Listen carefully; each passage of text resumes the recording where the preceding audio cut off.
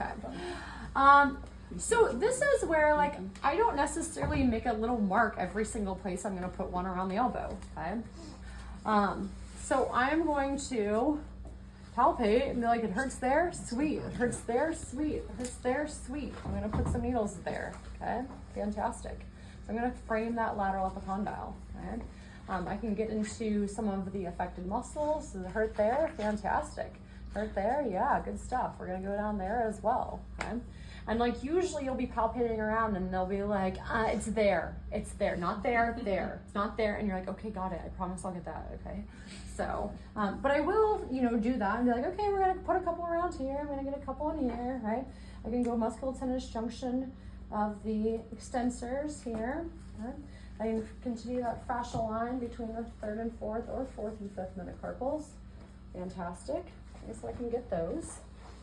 If I want to do my passive trigger points in the upper extremity, so I can do my superficial radial. I can do a deep radial, so I find lateral epicondyle. I go 2 finger widths towards the hand. I go 2 finger widths towards the thumb, kind of right in there. That's a nice sore spot, I know. Okay. So that's deep radial. And then for my lateral antebrachial, I come like this. I come like 2 to 3 finger widths proximal to that, kind of right in there. That's gonna be a good spot too, I already know. Okay. Make sense with that? Okay, let's do some needles there. Go around, framing of that elbow. All right. I've got a 1/2 inch needle. I'm going right in, I got bone there. Okay. And I got bone there.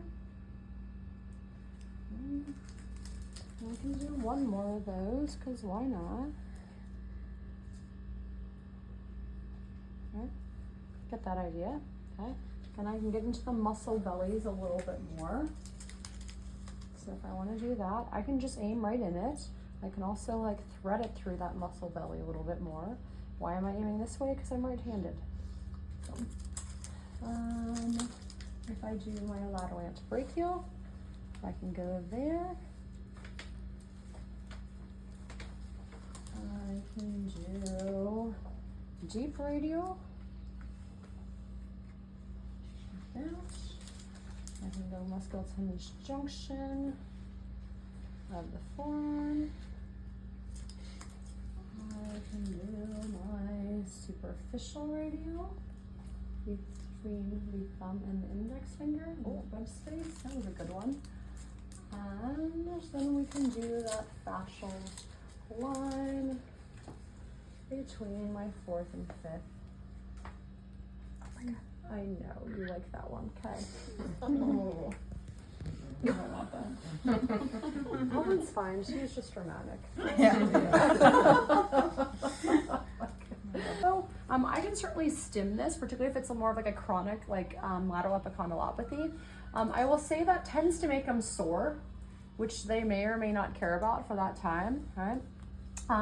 If I'm concerned, if I've got someone who has like a really angry, like tennis elbow, and I don't even want to go at that yet, right? Or the people who like literally can't grip anything. Sometimes that's where I'll use, like I'll just go here and maybe there. So my passive trigger points, and attach stim on those just for more of a pain. Like, let's get your pain under control a little bit, right? Like, they're not ready to do eccentric stuff yet. They can barely grip anything, right? And then come back and start to try to get at that a little bit more. Also, I'll just be mindful of so this is where like radial nerves through here. So a lot of times I have people who they come in and they're like, yeah, I think it's like tennis elbow, and you go, your radial nerve is really angry. Like let's work it back up to cervical.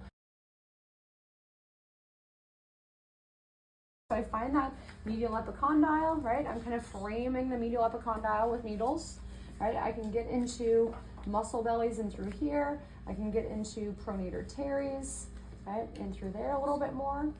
I can come midway down the forearm, musculotendinous junction of the flexors. I can come center of the palm, right? So I'm not gonna stab her with all those needles. I think you guys get that idea. Right? Now with her medial elbow, I am gonna stab her first from her UCL, because that'll be fun. I had a guy last class who just had the worst shoulder externalization. I was like, bro, come on, man. All right, so there's, so we're gonna have UCL in through here, okay. This is a 1/2 inch. Honestly, I need a lump. I know, this is pokey. I'm sorry. Mostly. Not terribly sorry, actually. Yeah, I was gonna say. I know, it's not really my forte. Yeah. Okay. Not known for famous. Yeah. Okay. Ooh, that was a good one. I like that one. Okay.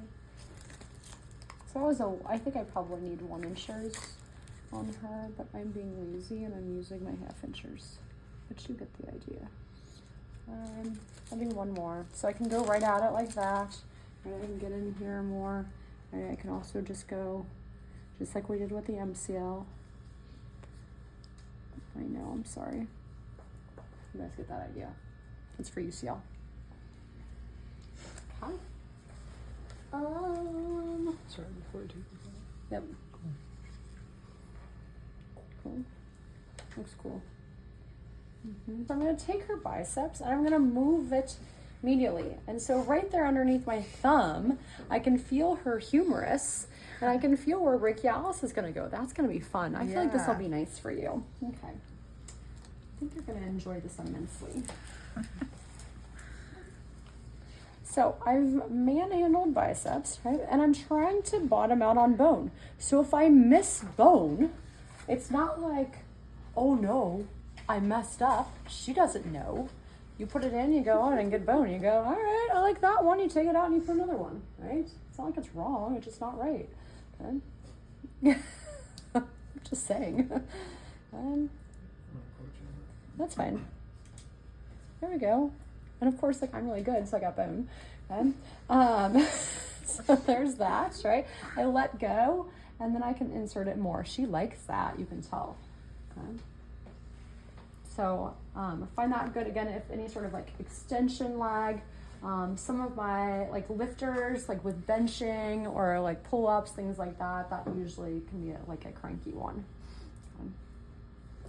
So, but yeah, you want to bottom out on bone. And I could, right, like I'm going to take that out. Okay, she likes that. But I could like put a needle there, bottom out on bone, put another one there, bottom out on bone. I could do a couple of them and then let go, right? That's fine. So that's for brachialis. Olecranon, so we're gonna come proximal to that. So I'm gonna be in triceps tendon or posterior capsule there. Got some 1 inchers. I could have her in prone for this as well. Again, I'm just going like this. This is another one where I want her arm relaxed, but I certainly don't want it, yeah. Ooh, you like that a lot. I certainly don't want her arm flexed. That's a great way to get a reflex with that. Okay. Yeah, that sounds like some fun. Okay, that's nice. So let's posterior capsule. Okay. And then for triceps musculotendinous junction, so I've got deltoid insertion here. I come posterior to that, and I'm going right in like that.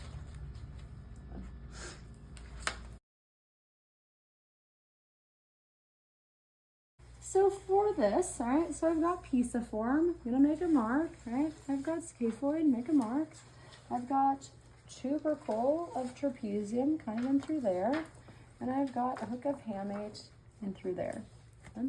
And so I am just using those as landmarks for my needles to bracket the median nerve, right?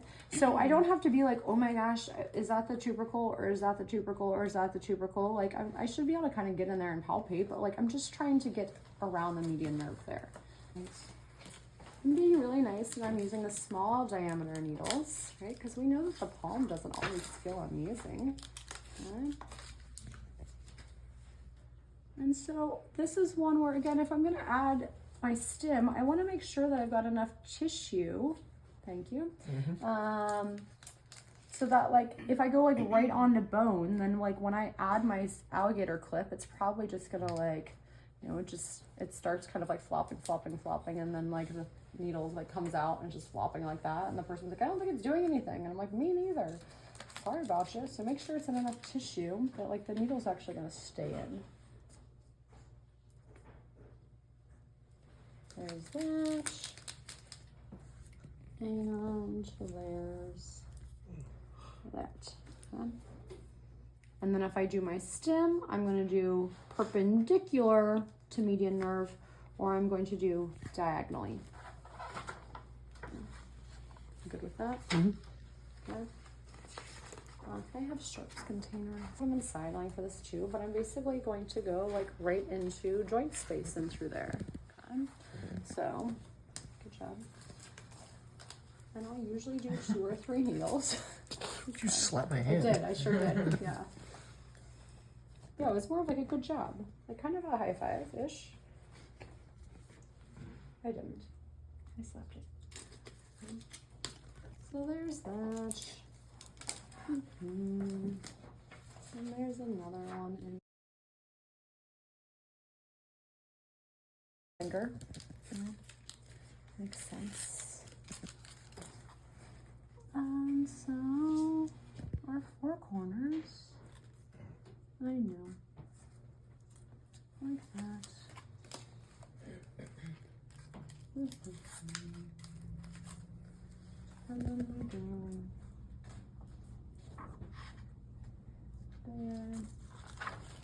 I gotta do 2 more just so it looks really cool.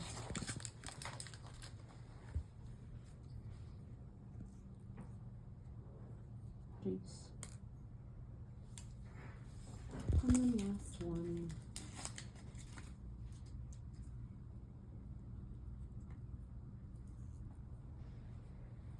Voila, right?